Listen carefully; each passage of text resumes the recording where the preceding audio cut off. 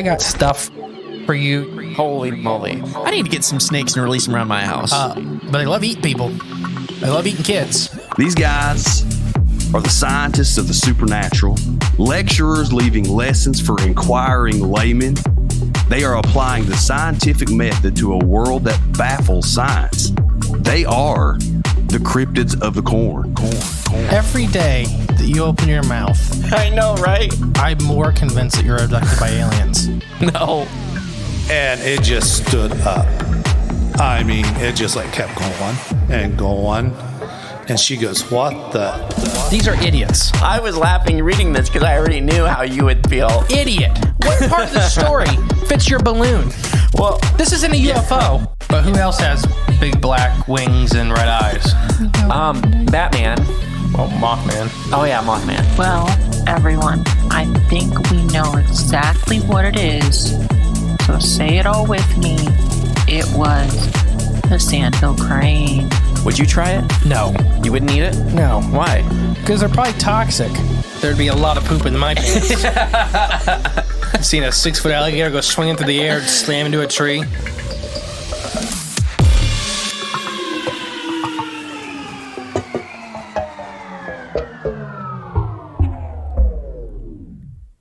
Woo! Welcome back to Cryptids of Corn Podcast. I'm the great and powerful Mystery. And I'm J Clone 64. Were you ready for that? No, not the Werewolves of London. Oh, gosh. Is that what you were doing? No, I just was howling. Warren Zevon? Sure. Is it Zevon or Zevon? No idea what you're talking about. Someone out there knows. Probably. How are you doing? Oh, my fingernails are all dirty from the bowling alley. Being a homeless goblin man? You called me a greasy homeless man this weekend. Because you look crazy. Handing Homeless man. out flyers for the Bigfoot Jamboree, and you're like, no one wants to take them from you. By the way, we hope you guys had a lot of fun at the Bigfoot Jamboree. Right. This comes out post, so. Yeah. We don't know, though, because it's still, we're recording it before. Right. It comes out after. Right. But we hope you had a lot of fun. It was good seeing you all, and we had a lot of fun. Yeah. Oh, yeah. I have no idea yet. I have no idea yet. Hasn't come out. Hasn't happened yet. We're recording this before. Yeah. So, anything new in your life? No, just it's been bowling alley's open full swing now, so I've been repairing things, a lot of things, working on machines. It's been some long hours, but you know when things get fixed, it's a good feeling. They never get fixed in there. Yeah, they do. Bandages.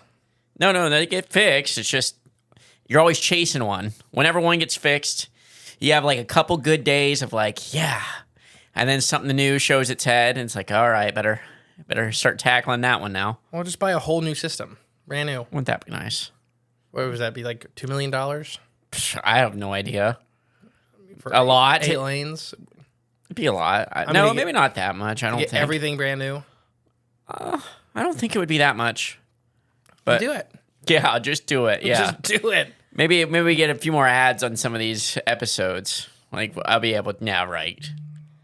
Yeah, right. Oh gosh. We have to come out with like 5 episodes a day, and each one gets like 1 million downloads. And yeah, I'll be sure upgrading the whole bowling alley. Yeah, we wouldn't need that much. No, I know that'd be awesome though. Yeah, that'd be a lot of money. All right, reviews. This one is from Sam's Dat 5150. Titled "Love You Guys." Can't wait until you guys are doing this both full time. Listen to every studio episode that doesn't involve a guest, interview, or review. You guys are magic together. Keep up the great work. Oh, nice. Thank you. Thank you. They said they love every episode. What? I'm sorry. They love every studio episode. Oh, okay. So basically, anything like our normal stuff. It's just us. Yeah. Just us. Take that, Jake. Oh, no. Jake was in studio, so I love that one. I pretty much wasn't in studio. I've been drinking all day. Oh, that day, yeah. Yeah.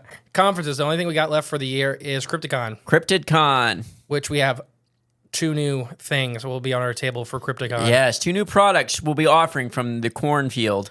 My book, all about organic UFOs. The first one should be out by then. The goal was to have it at Crypticon. What's it? What do you call it? Titling it again? We're still keeping the title under wraps. Oh, okay. And all right, then you guys won't get it here quite yet. No, I just can't. I can never remember. What? Okay, I was just trying to help you promote it a little bit. No, Why But don't you it's talk about ju- your thing that you're going to have? Oh, so we're gonna have a new product from Cryptids of the Corn Kitchen, or the Bowling Alley Kitchen. Really is where it's coming from. But we're making our own freeze-dried corn product. So now you can eat corn from the corn coal. It's the corn corn. I don't know what we're calling it either. So It's freeze-dried corn, freeze-dried sweet corn. that's what it is. Come But join the corn cult, I think is what it says on the front of the Yes. packaging. each year, this is your initiation. It's like eating the offering from church. What do they call that? The communion. Communion. Yeah, it's your corn communion. Living UFOs. An ocean above our heads. There we go. A study of atmospheric biology. There's the title. That's why dyslexic can't remember. I titled it and I can't remember it. I know. No, so that'll be on the table at Crypticon, and if you want it signed, I'll sign it for you. I'll sign it. I'll cite it for you. Right now, it's currently being edited and reviewed by some high-level professionals. Yes. So We're very excited. we're very excited about that. I'm very excited about the corn, and we're eating it right now here in the studio. Mm-hmm. It's delicious. Oh, we both can't take a drink at the same time. Yeah, that wasn't good. What are the odds of that happening? One, And probably 7. 1, 1 and 1. because it happened. Well, that time it happened. Every time's different odds. I guess you're right. It's all relative Yeah, to the experience. It's 0 and 1 if I don't have a drink and you do. Oh, yeah. I mean, That that's just like basic biology. That's like Punnett Square stuff. All right. You ready to get into this? Oh, yeah. So it's all about telepathic dogmen. All right. So if you want to hear about dogman attacks, join Patreon and go listen to this week's episode, Oh, yes. because that was interesting. Mm-hmm. Horrible as always. Dogman bad boys. Dogmen are not good boys. Yes. So this one comes from the site Truth Seeking Highway. This person claims that she was a regular telepathic connection with Dogman, calling itself Turlik. Or Turlak. Turlak. So the Dogman gave itself, it had a name It had a name. that it was telling her. The entity was first encountered by the witness in the rugged Sierra Mountains in New Mexico, where she was on one fine day with her fiance, Michael, for a hike. And at one point during their peaceful hike with her fiance, suddenly called out to her to be careful of a bear ahead. That ain't no bear. Wait, who called out to her? Her fiance, Okay. Michael, Okay. turned back, hey, be careful, there's a bear up ahead. Okay. Looking forward, she saw what he was talking about, as the hulking brown shape could be seen and heard crashing through the thicket. Seeing a bear out there was quite unexpected. But what's even stranger was what allegedly happened next. So what do you think happened next? Well, I'm assuming they didn't get mauled and killed by the bear since they're telling the story. She's telling the story. Well, I'm just going to hope that doesn't happen. Michael may not come back from this hiking trip. Oh, no. I don't know. I do know, but Oh, okay. I'm going to pretend I don't know for the story. Okay. This are her words. As I watched the bear run away out of the trees to the right of us, I saw a very strange, and I mean very strange person walking in the opposite of the bear. Its stride was like that of something I had never seen, especially for a normal person to do. For every step it took, there must have been between 4 to 5 feet between each stride, which means it was looking at like something very, very tall. Its back was hunched over, and at first I thought it maybe was carrying a very oversized backpack. You got a picture in your head so far? Yeah. I mean, my mind was going 100 miles an hour trying to figure out what exactly I was looking at. Then I saw how strange the color of the man was. At this point, I had no idea I wasn't looking at a man at all. Its color was gray, purple, and dark brown. There seemed to be patches of what looked like to me purple. Well, who knows what I was even looking at. It didn't turn... Oh, before I move on.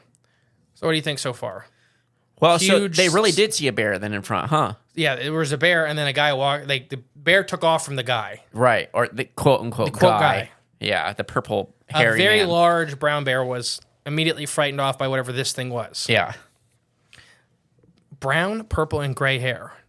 Big purple splotches. I imagine that being like oily fur or oily hair. I was thinking Sully, but What's that mean?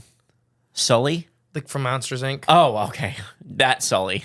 I thought it was like a word that you were describing something, like Sully fur. Like, ooh, what's that mean? What's that mean? Is that a biological That's a new term? bio. Yeah, what's it mean? But yeah, I thought of like oil. You know how you get that iridescent? Yeah. Or not iridescent, but No, iridescence. the is oil right. slick. Shine. Yeah, that's kind of what I imagined when she said purple, because I'm not picturing Purple's a Sully. weird color in nature. Very. It's just outside of fish and birds, Yeah, there's not much, is there? mammals. Mammals have probably about the least amount of color diversity of any large group of animals on Right. the planet. And that's because our eyes. The most purple we got is I get a bruise. Yeah, and that's not good. No, I mean, just weird so far. She continues. It didn't turn to look at me, but it kept a very fast pace walking down what we eventually saw was a path. I said to Michael, how weird is this fellow was, but he couldn't see him at all. I then pointed in the location of where he went, and as we walked in that direction, we started to feel, that's when a horrible feeling hit us both in the gut. Something told us to stay back, to stay clear away. Mm-hmm. It was a clear message, and one was willing to ignore it. I was the one willing to ignore it, but not Michael. Michael's a smart man. Make sure you marry him. Trust your gut. I wanted to go down the path, but he said it was far too dangerous. I must say, the feeling in our gut was like a slight punch, almost nauseating feeling. It affected our heart rate, and our adrenaline was racing. I could feel my heartbeat all the way through my body. It was at this point I decided to take photos in the direction of the strange hiker had gone. It was Strange hiker. Oh, no. It was in one of these photos we captured what turned out to be a Dogman. He was standing there watching us as we were trying to figure out what to do next. We didn't smell him at all. He didn't have an odor any more than anything like a bear does. But I must say, we sure did feel him there. That infrasound, probably. I don't know. Or just your instincts maybe just kicking in? Yeah, maybe that little part, the back part of your brain screaming at you like, that's a demon over there. Yeah. You see a gray, brown, purple splotched 7-foot man. I know people like this. I know people like, that was a guy. You know, the whole time, like 7 foot tall, purple spots. Yeah. It's a weird looking dude. Right, yeah. Sure. What? It's like that farmer that saw a weird dude in the cornfield. Not a big Shaq. Yeah, it was just a big, very dark, hairy, 8 foot tall man. So even after they got home, the witness says she maintained a sort of psychic connection with the spooky entity. And she learned a lot of new and surprising things through this. One thing she claimed was she was able to glean from her exchange with Turlock is that despite their fierce appearance, these dogmen are not violent or vicious creatures at all. Interesting.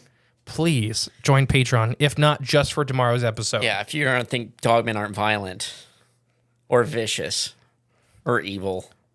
She would say this. Turlock has relayed interesting information to me. Before I continue, real quick. If you're like talking to a serial killer, right? And they're like, I didn't do it. Oh, he told me he didn't do it. Yeah. He said he was nice. They're nice. Yeah. Okay. Turlock relayed interesting information to me. The most obvious is that they do not think like humans. They understand their place in the forest, and they don't put on a threatening stance to other animals in the forest except when they hunt. As far as how they interact with each other, he stated that they have an understanding with each other. He prefers his solitary, and said he practically didn't stay with any groups, but he was known where they roam. So he knows where the other groups are, but he likes to stay solitary. But he still has connection with those other groups. And he's just referring to other dogmen or yes, whatever. as far as we can tell from this point. Okay. He was to me obviously intelligent beyond just a beast in the woods. If he's having telepathic communication with you, I would say that's safe to say. Yeah. As far as I know, who do I know? Right. He distrusts people extremely, as he put it, most cryptids do.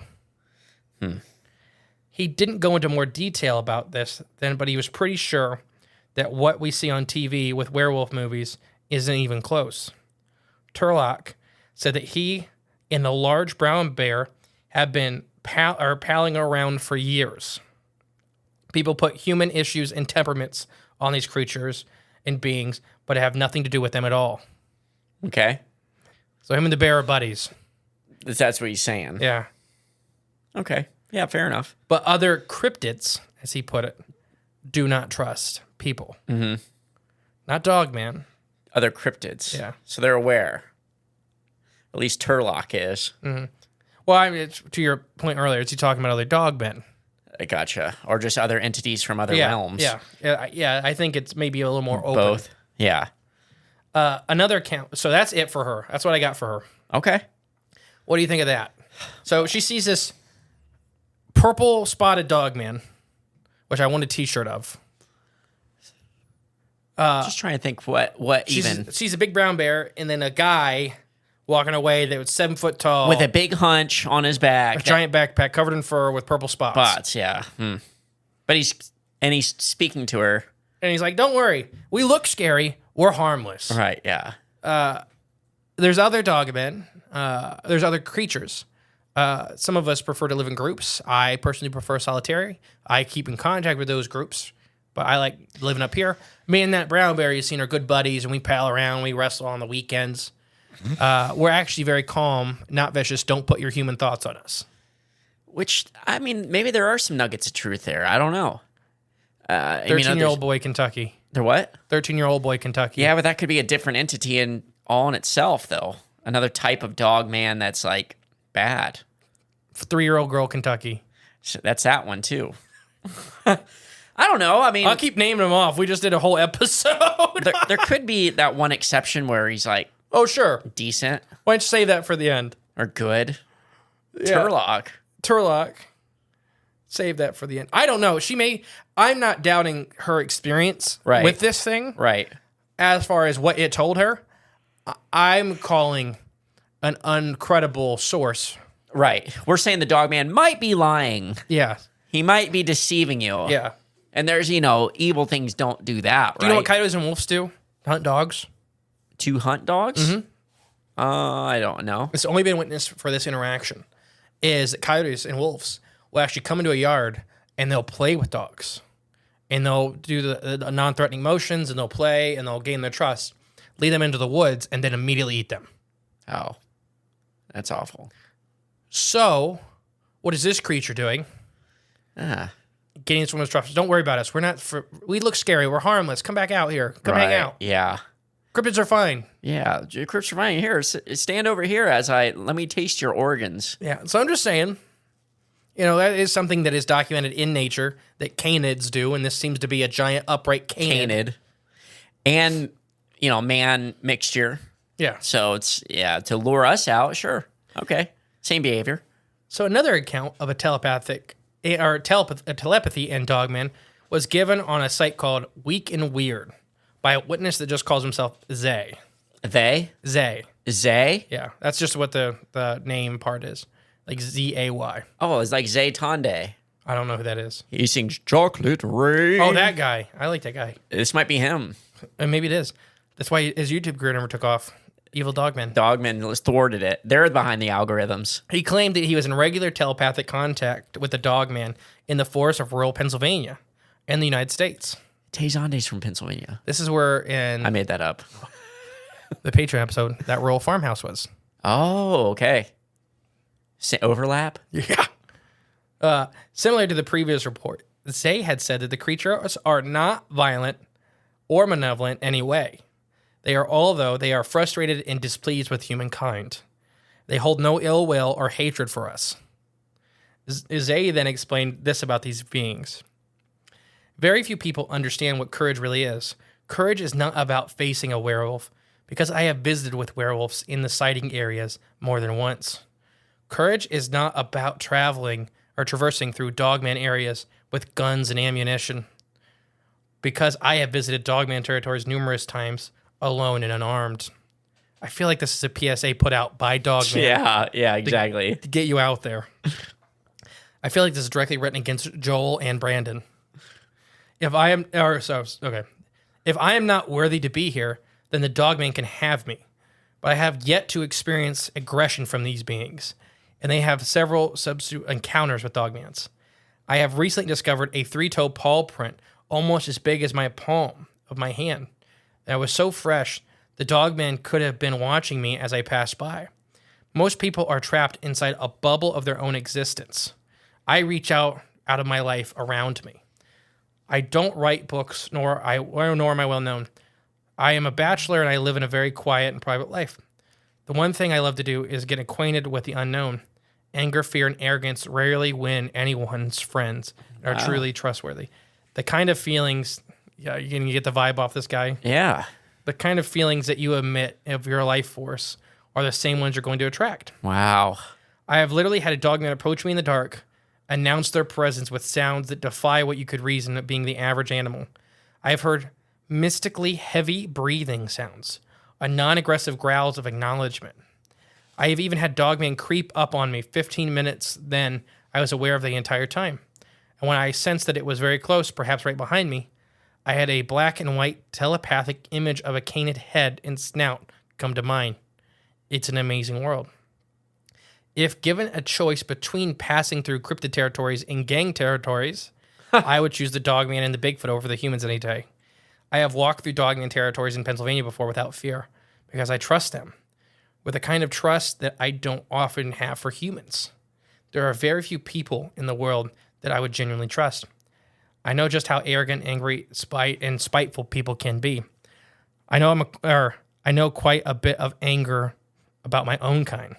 I am far more interested in knowing more about cryptids and protecting their habitats than further human development and destruction. Who is this? Is this me? No, he seems very much like, I don't know. Let's talk about this. So, Sounds like me. I really feel like this is written by the Dogman PSA Council to get more people in the woods. Yeah, but he's not wrong with some of the stuff he's saying. You're buying into it. But it's Hook, line, correct. sinker. Telling you what you want to hear. But he's right. Would you rather walk through a cryptid jungle or jungle? I'll go through gang territory before I go through Dogman territory. Not cryptid, Dogman. Bigfoot's really different. Right. You're conflating the two. No. Yeah, you're right. Even Dogman territory. I mean, 3-year-old girl ripped in half, her organs decorating a tree. that's one account. And let's go to Chicago. Walk through Chicago. They just shoot you. I'll take that over being ripped apart. I'm just saying how much more death and violence and destruction takes place through gang territories as opposed to Dogman. There's more people, though. Anyways, Exactly. No, I really feel like this is written by like the Dogman PSA Council. I get it. Yeah. Like, let's put this out here. But that guy was saying, I think a lot of things that are true. You know, Like what? You put out what kind of energy and stuff you put out is what finds you back. It swings its way back around to you. So maybe he's got some sort of formula figured out. Like, I just can trust him. My favorite part though is non-aggressive growls. I heard telepathic non-aggressive growls of acknowledgement. It's like, I don't know. Maybe they do make non-aggressive growls. I have no idea. Like, yeah, when my dog does her non-aggressive growls, it's usually for good reasons and not to like warn anybody. Like, she doesn't want you near her. Growls are, as far as I'm aware, at least in canid species, are never a non-aggressive growl. No, it's always Whether a warning. An alert growl Yeah. or a back off or, It's never like, hey, how are you? I see you over there. Just enjoy your time I here. liked mystically heavy breathing sounds in my ear mystically heavy breathing. That sounds good. and non-aggressive growls of acknowledgement. Yeah, of acknowledgement. This guy's barely survived about 100 times where they're like, well, let's see. Now that's living. I think this is like, let's see if he brings more people out here for next time. Just can't keep him alive. Like a pizza guy. He's luring the people out. They're mind speaking him to say these things. He doesn't even know it. Yes. Yeah. That's kind of the hint. Maybe they're not even mind speaking. They're just like quietly guiding him. And I don't really get the telepathy in this one. Well, the mind speak. Yeah, I mean, kind of, but they don't really talk to him. I guess not. Growling. I guess he's getting more feelings of like what they are. And that's they send out the feelings of like he said, non-aggression. Like he feels safe. He trusts them. Like you can pick. I guess that's kind of a form of telepathy when you get an emotional or a response or even like infrasound. It's sound you can't hear, but you can feel. Yeah. That's a kind of telepathy in a way because it's making you feel. It's manipulating your brain and your thoughts, and it might as well be speaking. It's just speaking in emotions. I don't know. Is that still telepathy? I think so. Why don't we take an ad break and then we'll come back? Good. I'm starving. Welcome back to Cooking with J Clone 77, and we're back again on a new episode with my guest chef, the Defiance Dogman. Thank you for having me. Oh, well, okay, Defiance Dogman. Today, you're preparing a special dish. What do you got for us today? Lamb chops. Some roasted lamb chops. Oh, now you said today you brought a secret ingredient. What was that you brought with us today? Oh, spicy Bigfoot breath, raw garlic dust from Flavors of the Forest. Yeah, best thing. Let me sprinkle a little bit on my lamb chop here that you prepared. Oh my goodness, this flavor profile went from a 10 to an 11. I'll tell you what, that means you go. Couldn't have said it better myself, Mr. Dogman. And you can find this. You can get your own bottles of Flavors of the Forest raw spicy garlic dust, raw garlic dust, spicy garlic dust, Bigfoot breath. It's all delicious and packed full of garlic, delicious flavor that you can't get anywhere else. You can get it at flavorsforest.com/corn.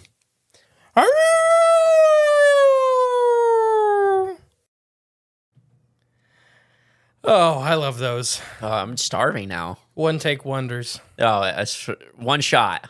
I do love Flavors of the Forest, though. It's an amazing, really amazing product. It's really good. Mm-hmm. I eat a lot of it. It's fantastic. So while these reports so far seem to portray Dogman as a decently benevolent entity, most others cast a rather more sinister light upon them. In an article from The Cloaked Hedgehog, the site devoted to Dogman and werewolf phenomena, which I'm going to use more from The Cloaked Hedgehog. Ooh, I like the name. There is a somewhat frightening account relaying from Ann M.K. Larson. MK Ultra. His middle name is MK. He's got two middle names. He just put the initials. His middle name's MK. This is the person that actually runs the site and appears to have spent quite a bit of time mapping and chronicling Dogman sightings and encounters.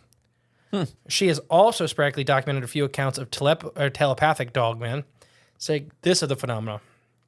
When it comes to ESP, I've heard people talk about perceiving the Dogman in ways than the other normal five senses. Many talk about the creature sending them a message telepathically, but about not to talk about their sighting or anything else. And this gets back into, so far, the kind of alien abduction-y, that kind of phenomena is, if you tell anybody about this, you're going to... Right. You're dead. Well, no, I mean, nobody's going to believe you. You're going to, the Greys do that. You're at least used to that a lot. Bill Murray does that, too. You ever heard those stories? No. Bill Murray will, show up at a restaurant, take food off your plate, and look right at you and say, "No one will believe you," and walks away. That'd be kind of a fun story. But no one will believe you. Mm-hmm. I'd be like, my glasses are actually a camera. Excuse me.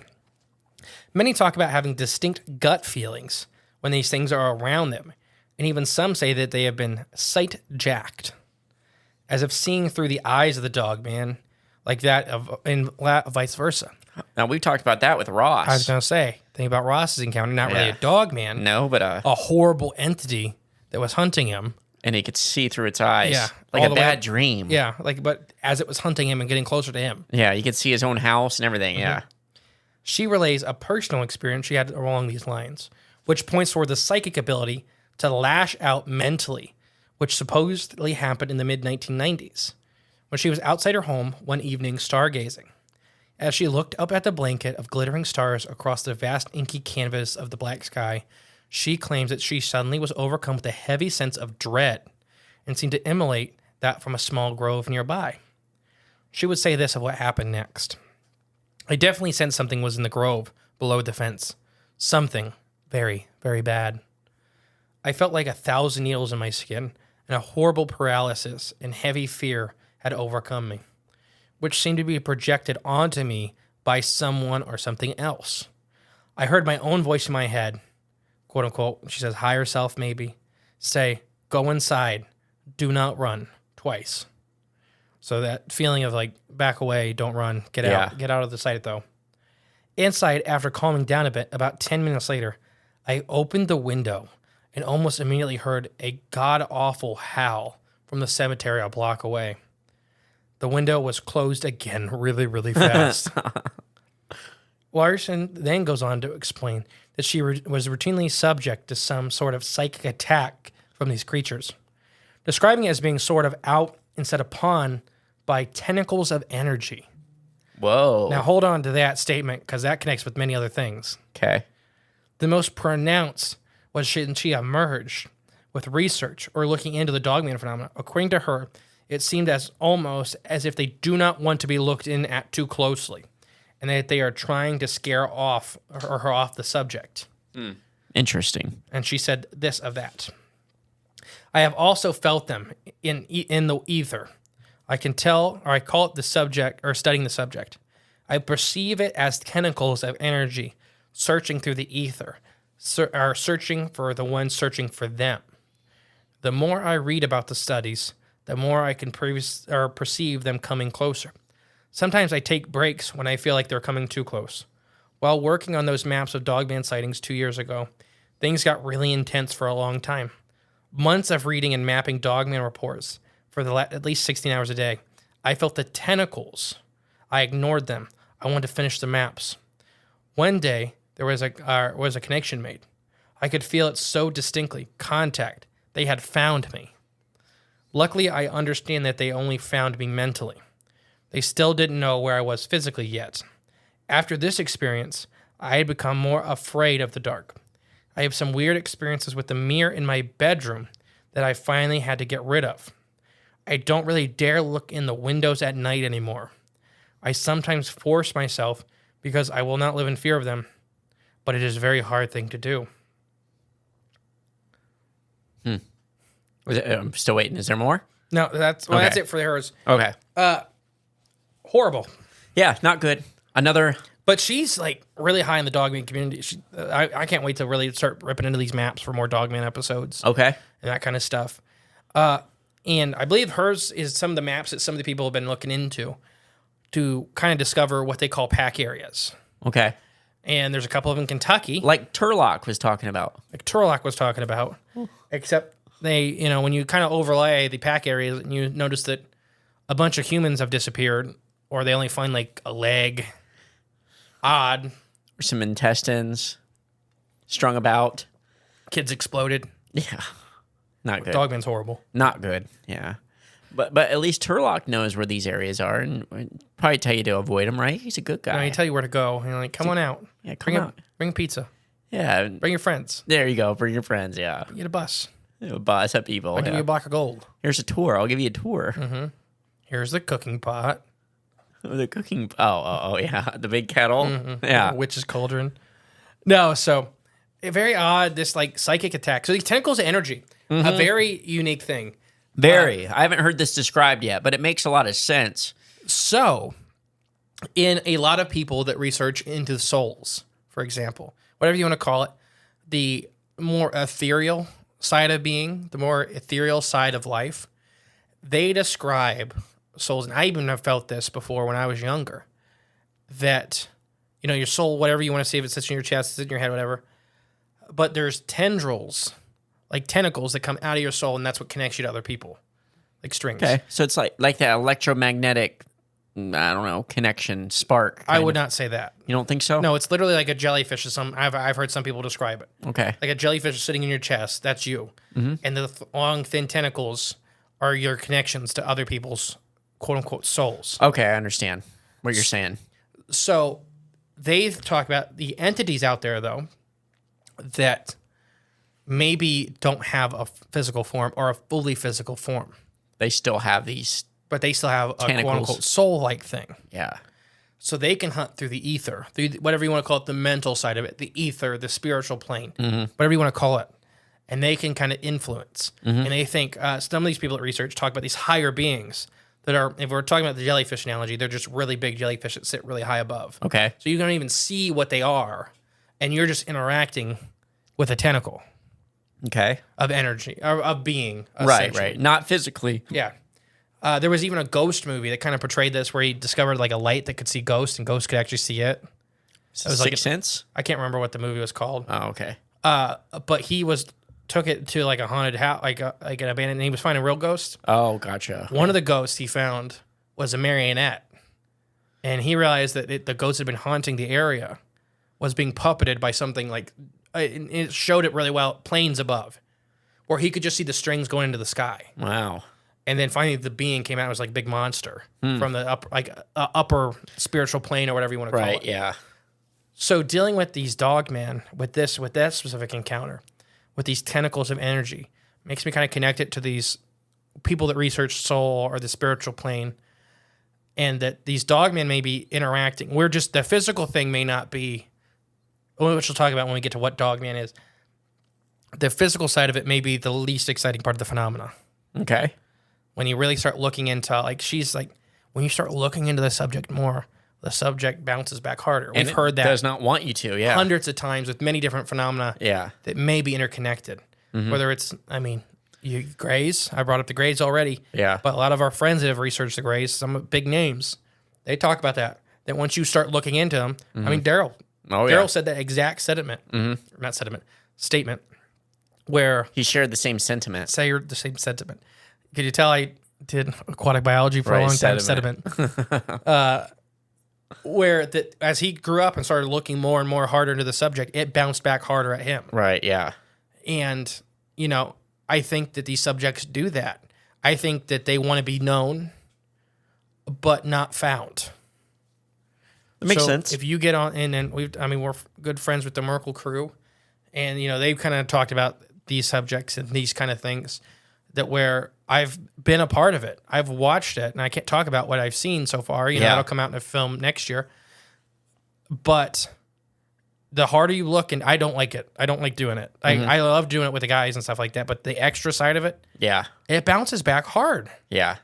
And it got really weird. Like really weird, really, really fast. I don't know how much is making it into the film. But there's that side of this phenomenon. We'll talk more about that at the end here in a minute. I only got one more, then we still got like 20 minutes to just talk about all this stuff. Oh, yeah. We'll tie it all together. So one more really odd sense is from given by the Bigfoot and Dogman researcher Parker Deluve on an episode of Coast to Coast AM called Bigfoot and Dogman with the host Connie Willis, I think. Deluve spent years studying the Dogman phenomena in his home state of Kentucky. And he told Willis that he had made telepathic connections with a dogman named, I'm going to try to pronounce it, Raj Jar. Okay. Hard J. Raj Jar. No, not jar. I think like the Middle Eastern, like... Yar? Like jar or jar. Like almost it makes an R sound again, I think. Okay. I don't know. I'm not sure. That's how it's spelled. Like Raja? Yeah. From, isn't that his name from Aladdin, the tiger? Yeah. Raja. So I think it's like that. Rajar. But it's spelled Raw, J-E-R. Roger. You think it's Roger? Yeah, it's Roger. Roger? Yeah, I'm just joking, but it's funnier. I mean, we'll call him Roger. Yeah, it's much easier. And he created a relationship with these entities. Oh, no. According to him, the Dogman are a warrior race that utilize the ability to fill humans with terror and a primal fear, as they are apparently in this state in which people learn the most about themselves. I don't think that's true. I've been in some primal fear moments in my life, and guess what I didn't learn about myself? Anything. Well, you might learn if you're a fight or flight kind of guy. Both. Yeah, I guess so. Yeah. He also spent the program with several images of what he claims were of dogmen and a couple that were aftermath of dogman attacks on livestock. And you can actually find the images on Coast to Coast AM's website. It's titled Bigfoot and Dogman. Wow. So with this, and once again, as far as I could find, and a lot of this came from everything from Mysterious Universe, Phantom of Monsters, and they had pulled it from other things. So I try to give credit for all this stuff. It seems like if you find a telepathic connection with Dogman, those are always the people, as far as I could see in my limited research, that are saying Dogmans are good. Right. And they're here to whatever, X, Y, Z. And 99% of the other Dogman encounters are the horriblest thing you'll ever hear. Or they're climbing up the side of your truck and ripping your guts out. And like literally, the Patreon episode is the counterpoint to this. Right. There is much more you can find about them that they're absolutely horror. So why would they do this? Why, before we get into what these creatures are, what this type of dogman may be? Why would they mind speak? Yeah, if they are actually, are they good? Are they evil? Are they? I'm a big proponent. You want to go first? You want me to go first? No, it don't matter. I can go first. Okay. I mean, there's not too many that we have accounts of mind speak. Normally, it is just straight fear and violence. But there was a couple others. Sorry, I didn't mean to cut you off. No, you're good. You're good. I was just adding to you. Yeah. There's a couple others that I found that weren't as clear of mind, quote unquote, speak, or even mind images, or stolen vision or whatever. Yeah. More of like so weird. The feelings, which you talk about with a lot of these, any kind of cryptid encounter, the primal feeling of whatever. But also mixing in that they feel like they were delivered information. Right. Yeah. During that, there was a couple of those, which is a weird phenomena. You can find those in Bigfoot encounters too. Absolutely. Yeah. A lot of Bigfoot. And alien, obviously, invasion, abduction, not invasion, encounters. The Greys are coming back. No. Wait, what do you mean, on the show or in general? What are you trying to say here? Greys are coming back. Well, we're going to talk about it in a minute. Okay, so on the show. Okay. Not in real life. Oh, they may be. I don't know. They're probably already, yeah. I mean, I just didn't want to have a resurgence. The boys are back in town. Right, yeah, the Greys. Sorry, continue. But... we don't have too many accounts with Dogman, mind speak, telepathy, or whatnot. So it is an interesting phenomena. I wonder if there is a relation between that and like the physical, like demon Dogman coming to tear you up without saying. Those things don't say anything. They don't really speak to you other than they injecting you with fear. That's about the only kind of communication they got before that. That's not actual words or sending you a message or a packet of information into your brain. So I don't know. This is a very different, kind of side of it. So, I mean, and like you said, 98% of the time, dogmen are just bad news bears. I mean, even the mild accounts are never good. Not great. They're not great. It's not like Bigfoot where it's the big variety of encounters from very peaceful, even playful encounters to more of the standoffish. That's, I'd say, about the middle of the road. A lot of encounters are, them walking away, them maybe not happy. Like when we had Noah on the show with his encounter in Kentucky. It sounded like it was not happy. But it wasn't he didn't feel threatened by it. Right, yeah. And it was mad. Right. It's the really fearful encounters that everybody lives to tell the tales. Yeah. Are most likely breeding scenarios in my mind of some way, shape, or form, because they're terrifying on purpose. Right. And then they don't do anything to you. Right, yeah. They're whipping rocks past your head. And shaking trees right in front of you, but yeah. You never see it. That's Bigfoot, but... Yeah. But, so, I don't know where I kind of fall on this with them being the ones that are telepathic and sending these weird messages. Yeah, one, it could be a lure. It could just be that, and that's their special way of doing it. They've got that ability to communicate with your brain and just lure you out there to murder you, eat you, whatever the dogmen like to do. But part of me, and I don't think maybe it's the contrarian, kind of. It is 100% Irene. I want them to be, something to be good. Because what was, in there's old accounts of like dogmen, tribes, and people. Yeah, actually. Not just in America, but like. Free the Rabbits just did an episode. Did they? Yeah. Oh, or did he? Yeah, I say plural, but Royal Joel just did an episode on that. I just listened to it. I should listen to that because and I think it was in Europe and stuff, and just throughout the Middle East, there was I forget the name of that, something encephaly. Dog-headed people. It's roughly that, yeah. But they were described as peaceful. They traded with them, and they weren't like violent creatures. If I remember right, and I may be getting it a little off. Yeah. I don't think it was directly peaceful. They were warrior races capable of great violence. Yeah. But they're not like tribal, like just territorial out to kill you like a wild animal. Like, most 99% of the dogmen accounts we come across modernly. It's almost like it's a wild demonic beast out there that just wants to shred you. But they're not dumb either. No. Even the demonic style attacks and stuff like that. They're absolutely not dumb at all. Like a lot of the ones like we talked about, the Beast of Bray Road and even the Michigan ones. Like a lot of times the dogmen are doing something. Like digging up a mound. That or guarding a base, which we'll talk about. There you go. Yep. Yeah, just like they're under a task already. But they're not happy about anything. Especially human beings. They really do not like life. They don't like you being in one piece with all your fluids inside.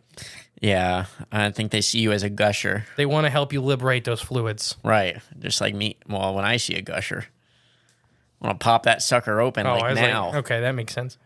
No, I don't. I think that this telepathy with these guys, it's a very similar image across the board. Uh-huh. And to me, it's very... I just don't trust them. I think it's very nefarious. Yeah. I think it's... I don't know if it's a lure or if they're screwing with these people or if they're just... I don't know. Because if your whole thing is you want to stay hidden, why are you telling people... Why you have these encounters with these people? Right. And I don't know. And there's also the whole... We'll do a whole episode or maybe episodes on Bigfoot versus Dogman. Where sometimes they're seen working in congruency with each other, and sometimes they're having all-out wars. Mm-hmm. And Bigfoot's the other kind of big name that has sometimes like telepathy with the encounters. For sure. Even speech. And Dogman, there's a couple times Dogmen have talked. Well, like in that first account today. Oh, the Beast of Bray Road, the famous one where it said how it was one of the villages that had dog-headed people.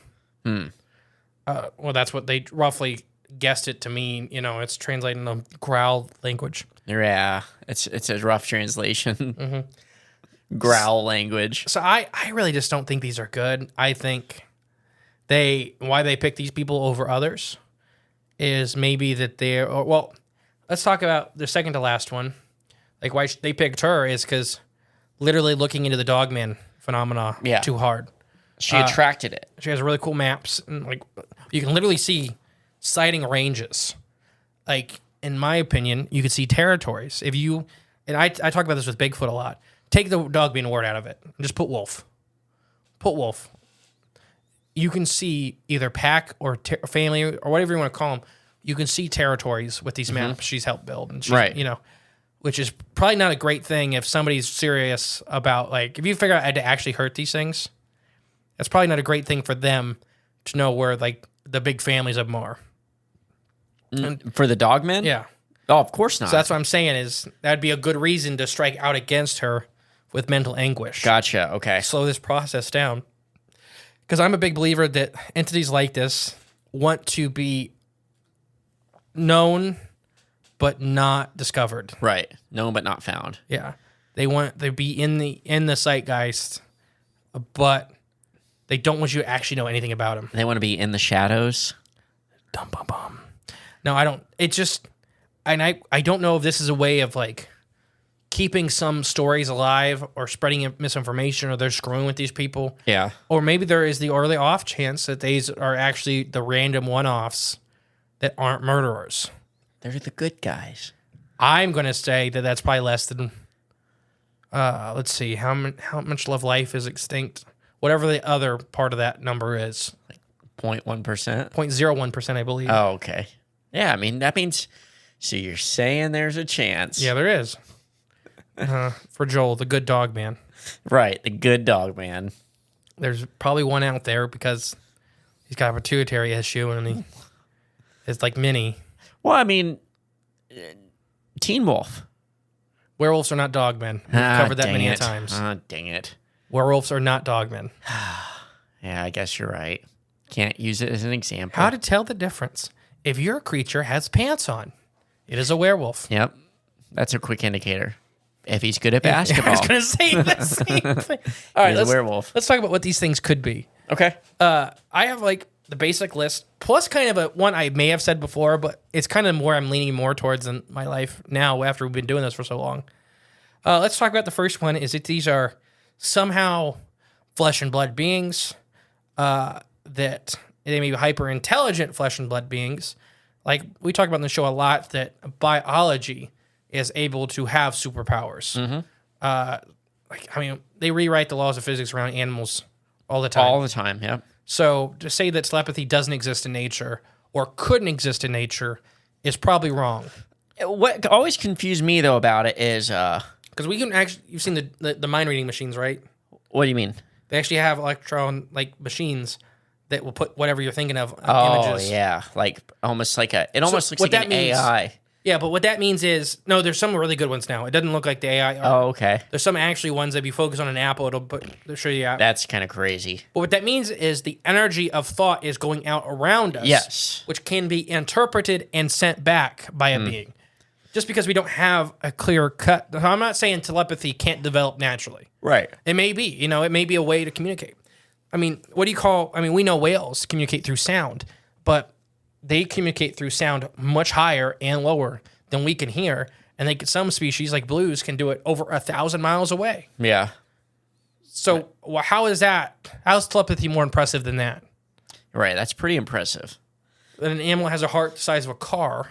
And I think people have like a form of telepathy too, where you can almost sense what people are like. You ever said something before someone else says it? Like, just like you can get, or you're thinking of you immediately, someone pops into your head, and then 30 seconds later your phone rings and it's them calling. Yeah, and I think that could, whatever you want to call it, that's the collective unconsciousness. Yeah, collective unconsciousness, the zeitgeist. I don't know what you want to call that, but that's real. I've had it happen. You've had it happen. Yeah. Humans as a species, I think that if you want to say whatever telepathy could be, that's probably the base end of it. Right. Yeah, I think we all have it. It's just it's hard to tap into, and it's hard. I don't know if it's just a. So let's say these are ancient, or let's just say these are flesh and blood creatures, and they develop that, and they can communicate. That may be why it's so jumbled. Is because it's interspecies communication. Right. So it made, the frequencies may be offset a little bit. So that's why some of these guys are getting more feelings than anything. And that would really make sense if this in my opinion, would be one of the only ways that they would be really, like, they could be a variety of entities. Good, evil, immediate, it doesn't matter. Yeah. Is if they're somewhat from this earth or even from somewhere else, but still flesh and blood based. Wouldn't it be funny if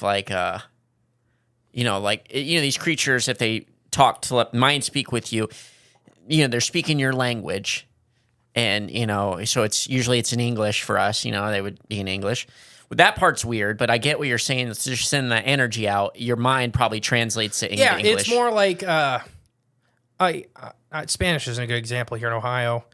I used to be able to know what was being said to me in Spanish. I could never speak it back. Oh, right. But like kind of going to a different country with people that speak a different language. You can watch it. Like if you watch Top Gear or any of those guys, like they don't speak any of those languages. They speak maybe a couple, but they still talk to these guys. They just, they kind of pull in. Right. You get feelings more than anything. Right. So to me, that's kind of what it would be in your mind. Is Right.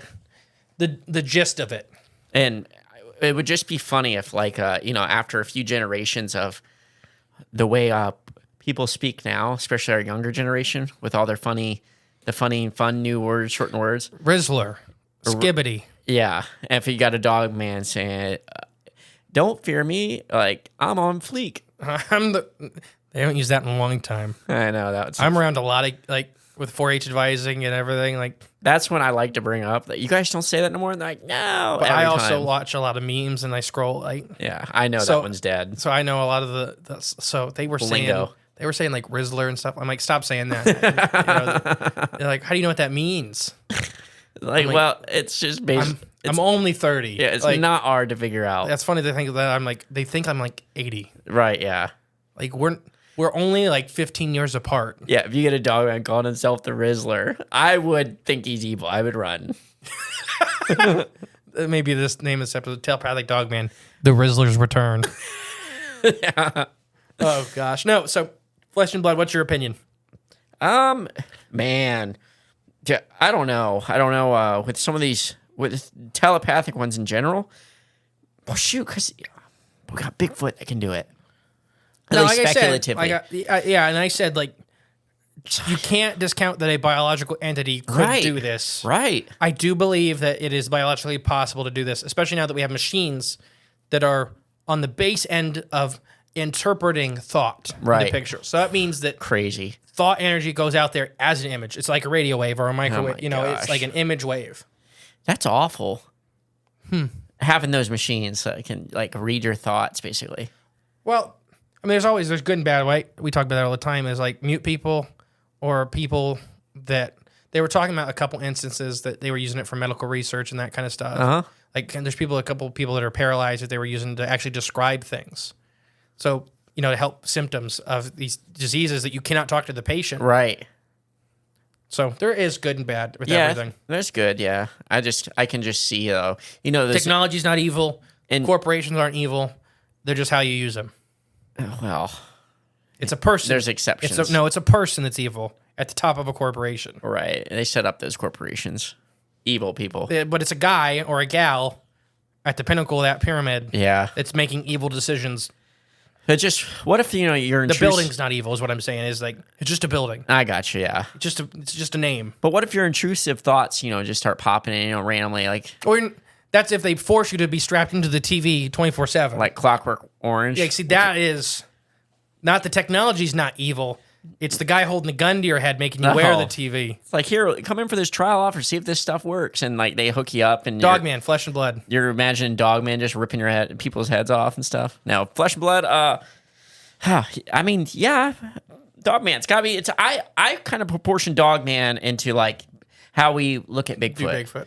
I basically almost see them as like the same type of thing. You got your flesh and blood guys, you got your spiritual, like in between interdimensional things, and then you got your fully demonic, evil creatures or spirit energy creatures manifesting themselves, defenders of land or whatever areas. I don't know, but. I think on the whole, I think they're probably more bad than Bigfoot are. Well, more of that. Evil. Next one, you can mix it with this past one, or extend is the interdimensional angle. Mm-hmm. A lot of Dogmen talk about going through the doorways. You went to Basin, the Skinwalker Ranch, and other ranches out there. They literally see them like army crawl through the quote unquote portals to the other side. Yeah. Here in the Midwest and Appalachia, they're oftentimes encountered with the slamming door sounds, which has been associated with either government facilities or portals opening and closing. So this interdimensional side, that means they could be flesh and blood. They could be a quote-unquote organic, but from somewhere else. Right, yep. That's why their biology could be so alien. What do you think of that? No, I'm totally on board with that, too, yeah. That would be my way for them to be flesh and blood, personally. Being that from somewhere else. Yeah. Like a Mothman? I don't think... Yeah, like Mothman. Like how, at least how I personally feel about Mothman. Right. I think Mothman was very benevolent and very just scared to be here. Like, and we've talked about that hundreds of times now, is that if you look at the real Mothman encounters, a lot of... and I'm saying they're all real. But you look at the hundreds of other Mothman encounters besides like the core 4 you always hear about on TV. It didn't do anything. It was oftentimes it was scared or looking for something. Yeah, never. The dog, nobody ever seen it kill that dog. Could have been something else entirely. Yeah. The dog was dead the same night it barked at Mothman. Yeah. It stole that kid, but it gave it back. But it stole the kid because it was scream crying. Maybe it was just trying to help him. That's what I'm like. It was semi-intelligent or intelligent like a gorilla. Mm-hmm. And a baby is like, that's how they actually use trap gorillas, is we're playing a baby recording of a baby screaming. Ain't that nuts? Because they'll come in and help. Yeah. They hear a human baby crying and they're like, oh, that's another intelligent thing. I'm going to go help. And they catch him in a cage. But anyways, to Dogman, that could be why that they are, to me, a little more irrationally violent. Okay. Because they don't understand the physical rules here, maybe? Or maybe they don't care. Or okay, just don't care about it. I don't know. I really don't know. Right. But we've talked about interdimensional stuff a lot with the Dogman, and I'm about 50-50 on the multiple things are one thing on Dogman. Mm-hmm. Any day I can go back and forth. Mm-hmm. I'm a pretty big believer that the Bigfoot is multiple things being classified a Bigfoot. Okay. I'm not convinced on Dogman with that. I'm not disconvinced either. Because after you read a bunch of encounters, like, are these like the ones where we talked about the ones that seem friendly, right, or at least not flat out violent on this? Is that a different entity than the Beast of Bray Road, the Beast of Land Between the Lakes? That's 100% scary, violent. Or is it the same entity that's just screwing with these people? The same type of entity, right? It's the same individual, but the same thing. I understand, yeah. Or are they all the same thing and they can have a wide variety of personalities? We maybe never hear about the friendly Dogmen because they stay way up in the mountains. They just know. They just don't do anything. Don't bother the people and they won't bother you. Yeah. They're taking the Sasquatch approach one step further. Yeah. But I don't know. The next one. is Raccoon Man. Oh, yeah. Okay. No, everybody, Houndtooth or Confidentials. Listen to Houndtooth Confidentials for Raccoon Man lore.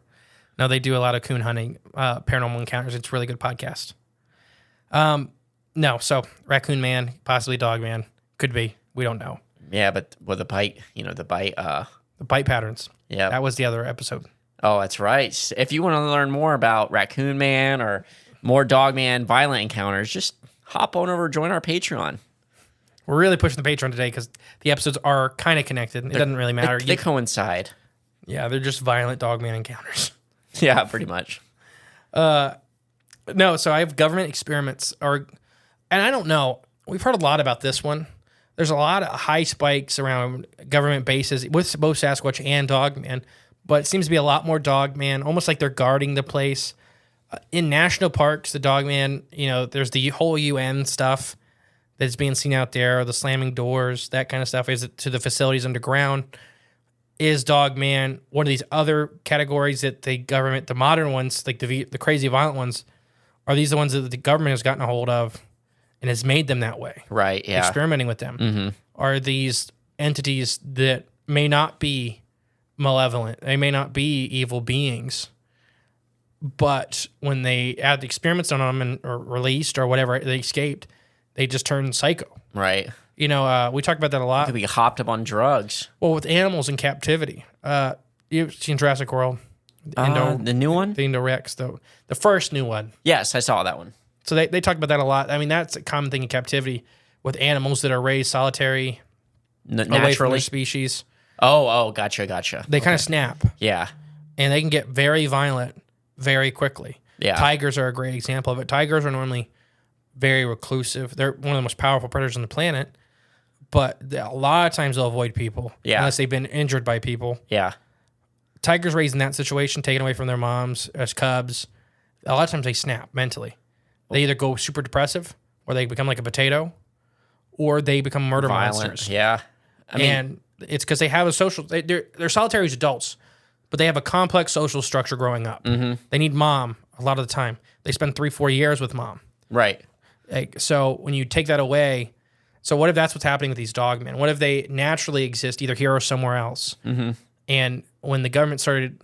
I'm a big believer that the government got into the paranormal. We've known they've researched many, many paranormal aspects publicly and privately. And what if they figured out how to catch these things and really started messing with their genetics or their being to make them guard dogs? Just makes them mad and they snap. And the ones that failed experiments, the ones that got back out, the ones that they threw away. Okay. You may not be able to kill them. Yeah. We talked about that, hundreds of stories of dogmen being shot, chunks even falling off them. Right. And they don't care. Doesn't matter, yeah. Because you may not be able to kill them in the traditional sense. Right. That's just maybe a meat suit they're in. Yeah, just this why I'm in this plane, this is what I look like. Right, yeah. What do you think of that? What do you think of this government experiment angle? Well, with the tigers, you made me think of like killer or orcas too in SeaWorld in captivity. They haven't killed any people in nature. In nature. Never, but... These are as far as we can tell, one of the most successful predators in Earth's history. Killer whales. Yeah. And they will kill very small fish. They will kill the biggest animals on the planet. Yeah. They are monsters in their own right, but also being highly compassionate, intelligent animals. Yeah. They've shaved people. They've actually adopted animals that they would be considered prey. Mm-hmm. Like there is one pod that has a dolphin with a spinal injury that was abandoned by its mother. Oh, wow. And it's still living with the pod orcas. They feed it and they help it get around and stuff like that. And they kind of protect it from other orcas. Yeah. So these are very compassionate and intelligent animals. In the wild, they've never once ever killed anybody. Nope. But hey, guess what happens when you lock them up in SeaWorld in a tiny tank they can't move? Yeah. And then I told you about the SeaWorld one where it has a bottlenose dolphin that shares the aquarium with the adult male orca. Yeah. That is its only predator in nature. Yeah. And that bottlenose just sits in the corner and it shakes. Freaked out. Because it's sitting, it'd be like you in a cage with a tiger for 30 years. Right, yeah. Any second. It could eat me. Yeah, any second that tiger's just going to snap and murder me. Yeah. For 30 years. Just an awful way. I think it was Tuluk. They killed 4 trainers, and I can't remember if SeaWorld or one of the other ones covered it up. They covered it up, and they moved him to another one. Mm-hmm. He killed 4 people. Yeah. And it's not his fault. He's in a tank Yeah. that's twice as long as he is. Yeah. An animal that normally travels 3,000 miles a year. Right. I mean, SeaWorlds are just awful. We have had the zoo discussion many a times in life. But no, I get your point with, like, what if they did that to Dogmen? Yeah. What if they snapped their psyches? Uh-huh. And then once they got out, like, one of the ones that got released, like, were they too hard to deal with and you just throw them back outside? Yeah, what do you do? What do you do at this point? Because we have the ones that seem like they're guarding these bases or guarding these areas. Yeah. There's hundreds of stories of that where the one base in Michigan has like 4 or 5 pictures of them on the perimeter, and the only reason those got out is the security guard quit and took the pictures with him. Ah. What if the government is making homunculus dogmen? What? Oh, I was looking for Mr. Areola. Mr. Areola? Juan. Oh, okay. Areola. Yeah, what if they're making homunculus? Check out the One-on-One podcast. A lot of shout-outs today. Yeah.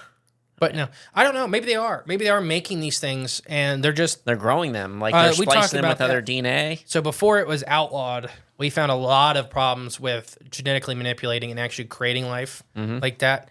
A lot of times they come out psychos because they're not supposed to be, like, Alive. creation. Well, I don't care what your religion or belief is. Creation as a whole is a very sacred thing. Yes. And the manipulation of it every time comes out bad. Yep. I don't care what anybody says. I don't care what Bill Gates says. Like care. any of them. That when you start manipulating DNA structures, if you were evolutionist, you believe it took hundreds of millions of years to get to the sequences that we have right now. Right. If you're a creationist, you believe that they're created that way. Either way, they took that's a lot of care or time Right. into something to start just picking apart and sewing back together. With CRISPR. And it doesn't go well. Never. It never goes well. So maybe that's what they did to these things. Yeah, I mean, I would be mad too. Dogman or orcas? Is that what we're boiling down to? I mean, In a sense, yeah, I guess so. yeah, I mean, they could be. They could be these colossal, monstrous as in size, creatures that the government was like, they tried to do it with gorillas a long time ago. Now our government, Right. tried to do it with gorillas, and it didn't work. Oh, why not? Because gorillas really don't like cages, and they're big enough to say something about it. But now we have really good cages. Okay. That's the only thing that really changed is humans got really better at caging.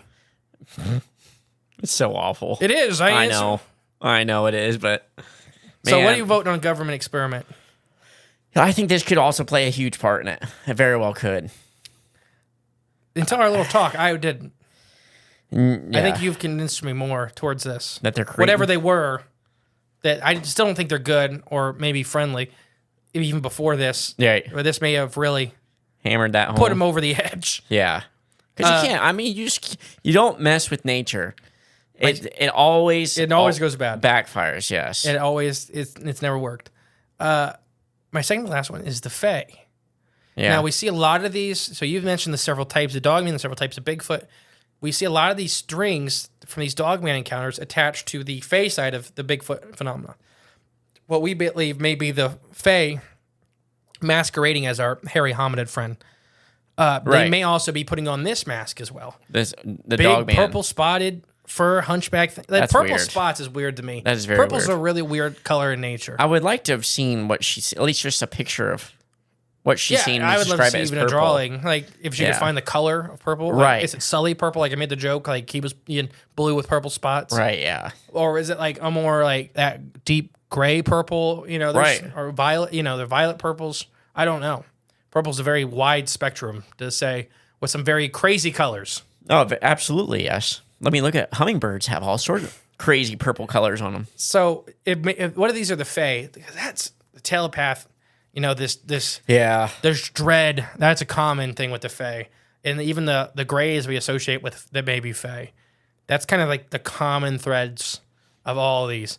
Very much of, they can make you feel very scared. They can talk to you. Yeah. I mean, we've had several people on here that have had Fae encounters that have had that same thing where one Fae is very dark and she felt like it was like she was going to die. Right. And then the next one she ran into was completely like, hey, don't listen. Don't worry about that guy. He just is, he's just- always in a bad mood. Yeah.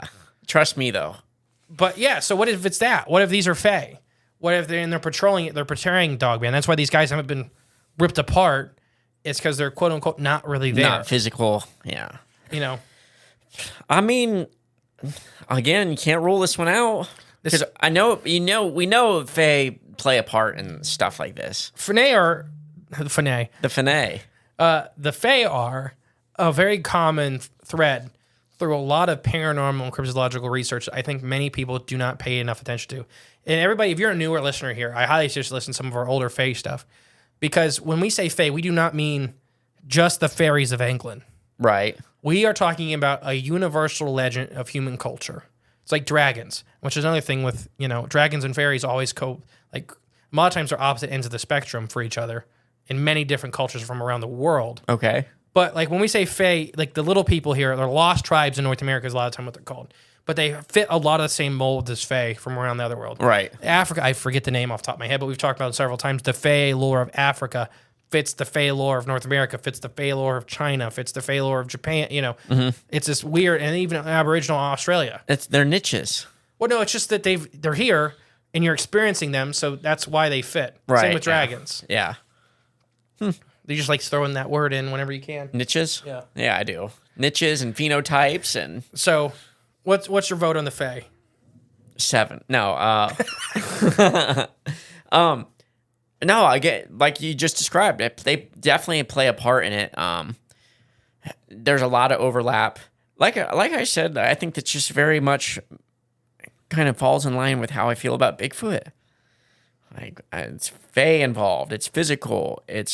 There's the telepathic mind speak part of it, where they're mind speaking to you, where they're partly physical, partly not. Partly Fae, partly whatever. It's just partly scary, partly violent, and sometimes not. I don't know. It's a big, wide spectrum that you can't really leave one out. I think they all kind of play a part, just like they do, and I believe in Bigfoot. I believe in a thing called love. I like that. My last thing, and this has been on my mind a lot, and I think it's when we first met Joel, is he probably introduced me to this idea in general. Okay. And I was very against it. And the more not against it, just it wasn't my idea. Like it wasn't what I believed. And the more we do this, the more I think this is a common through with a lot of, I'm a big interdimensional Fae, that kind of stuff. But I think some of these entities, these big common entities from around the world, maybe more this thing, is truly ancient entities. And I think a lot of them are, and I don't think they may be fully physical. I don't think they may be fully metaphysical. I think they may be this weird line in between we talk about with Bigfoot and Dogman and other similar entities. Mm-hmm. That they are truly ancient entities native to Earth. They are probably, what do you want to call it, a shadow biosphere, where they follow their own rules of nature, but still interact with our rules of nature. Right. They're not separate. Or they are separate, but not out of the same ecosystem. Okay. So their biosphere would be competing with ours at the same time. But they have different biological rules for whatever reason. And I think a lot of them are the last of dying breeds. And that could be why we're starting to see this feralness with the Dogmen. Like you talked about the dog-headed guys that had culture. Yeah. They had, highly talked about, and Joel did a really amazing episode on it. I highly suggest everybody listens to it. Because it, like talking about, I believe it was one of the sultans in India was getting tribute from this culture of Dogman in Africa, I think it was. So they were writing down that these cynocephaly, was that what they're called? Something like that. Were getting, the cynocephaly sent X tribute. So they were finding records of this culture, which they translate to dog-headed men, and they would draw them as dog. Was that literal? He talks about that too. Right, yeah.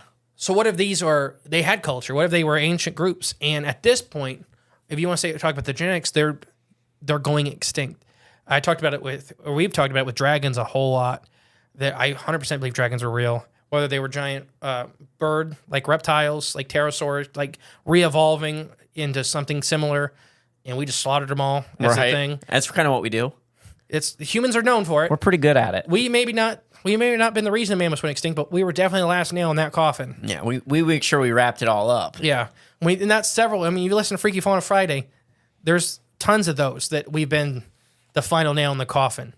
Like the thylacine. Oh, yeah. I mean, we put a bounty on them, literally, and they were wiped out very quick. North American buffalo. Oh, steppe bison for sure. Steppe bison. Anyways, that what if these creatures, Bigfoot included, Dogman, maybe a shadow biospheres, they have abilities that may be outside of conventional understanding. But at this point, their numbers are getting so low that they have lost a lot of those abilities. They've truly gone feral. And that could be why they're incredibly violent. So another thing of inbreeding, which we talked about with giants several times on the show, the blue skin, the pterodactyl. Right. Another one is increased violence or increased aggression. And because they start getting pituitary issues, they start getting hormonal issues. So maybe, the glands that produce testosterone are just Their hormones on are 10 all constantly. off balance, yeah. So they just snap and they go into rages. They get them Dogman blues? It's seen a lot in in species that have the population collapse syndrome, where they're at the end of their genetic run, and as they start interbreeding and breeding, they just start going. All kinds of issues pop up. It all starts to fizzle out. And I kind of really am wondering if that's what's happening. Bigfoot may be smart enough where they can bounce back. They may have kept a good enough numbers where they're not experiencing the same level of degradation as these guys are. But Dogman, there are hundreds of stories from the Beast of Jevadon, like slaughtering people, and then the army going out and killing 5 of them, 6 of them, 30 of them. Hundreds. We have thousands of years of stories of Dogman-like creatures. We call them the devil or whatever, and they have been killing them. So if they never had, and we've talked about this with apex predators, if they never had a really big population that over the last couple thousand years of human culture, we could have put them to the brink. In the last several hundred years, are these ones that are hiding out. Some of them may still retain their intelligence. They may have psychic abilities. They may still retain their intelligence. They may be the guy that's like, I just live in the mountains and I'm waiting to die, at this point. Or they could be the packs that roam feral of land between the lakes and murder everything and fight Bigfoot. Right, yeah. I'm a big believer in that now, I think. And you've mentioned Senior Pinch's Dogman Blues. Yes. And that's kind of, we talk to Noah and the crew, and they're great. But that's kind of the feeling I always get from that song, is that it may be the last actually intelligent Dogman. Well, you know what I mean? He's the last of his kind. Right. Whatever's left is the feral. So he hasn't ran into one of his kind in forever. Gotcha. So they're literally dying off. Yeah. I really think and I think the paranormal is doing that a lot. And I think that electronics are having some kind of effect with that, because we basically have Faraday cages everywhere. Yeah. There's got to be something to fill those niches, though. That's the thing. We've talked about it we want to look at it a much more biological standpoint. Is that a really long episode? If you want to look at it from a truly biological standpoint, you have to look at how fast the environment is changing. Mm-hmm. That's why polar bears and walruses are not keeping up. Right. It's because they have in the past. With the Ice Age, we've seen them recede and come back, recede and come back, because those shifts in the ice flows, the ice pack, are much slower normally. It's been a little more rapid recently. It's been really fast to where it was within a generation, it's gone. They can't adapt that quick because they're still trying to reproduce and breed in the same way and hunt in the same way. And now they have to figure out new systems to do it. It's almost impossible, to keep up. Right. So if you wanted to, and I'm a big believer that this is just the metaphysical and the physical still follow some kind of biological rules, whether it's, it's probably different than ours. But if this environment, due to electricity, that's changed the last 100 years. Oh, majorly. That's really fast. And depending on how long we don't know anything about these beings as far as life cycle. And right, yeah. if you want to go, No, nothing at all. If they're not demons. But a lot of people have talked about that with ghosts. Mm-hmm. That ghost activity is almost gone compared to what it was 150 years ago. And a lot of people blame the electrical. I think it's called the electrical theory for ghosts. So it's not all bad, huh? It's whatever ghosts were. We talked about them being electrical parrots. Yeah. They may not be good or bad entities, like we're talking about these Dogmen right this second. They may be ancient things that live in the electromagnetic sphere, and the way we built the electricity around us and radio waves blocks them, destroying them. Yeah, it's probably killing them. It would be nice they're around, man. I could always just second set of hands when I'm putting it depends on what they are, together. Right? And we talked about them parroting and learning. Yeah. They may not be intelligent. They may be like a parrot. Like they need to watch me tear apart a lane machine a couple times, and I could really use their help. If you're out there, Ghost Dave, listening, could use your help. So there may be good Dogmen out there, and I kind of wanted to keep that a staunch point till the end. Yeah. I am not the big believer in that. I'm going to go that that's definitely probably the minority, even my belief that there is possibility of good Dogman. Yeah. There's that 0.01% chance. But if they are truly ancient beings, and I think the Earth's timescale is all out of whack as far as geological time goes. Agreed. So if they're truly ancient beings from a primordial world, they had intelligence, they had culture alongside people. You know, the Native American tribes talked about a similar dog-headed guy, a couple of them, a tribe of them. Mm-hmm. Africa and, you know, the Middle East had them.